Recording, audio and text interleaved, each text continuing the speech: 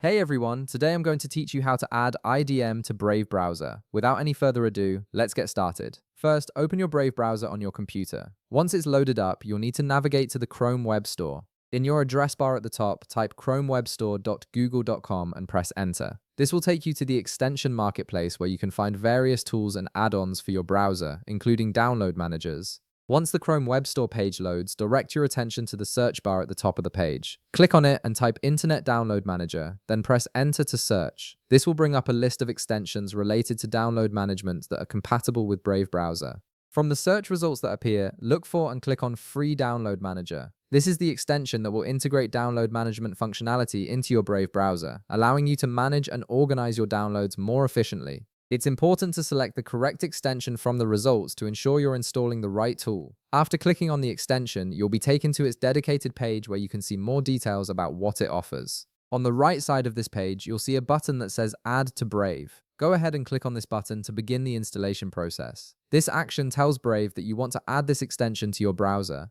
A confirmation prompt will appear asking you to verify that you want to add this extension. Click Add Extension to proceed. This step is necessary to confirm your choice and allow Brave to start installing the extension into your browser.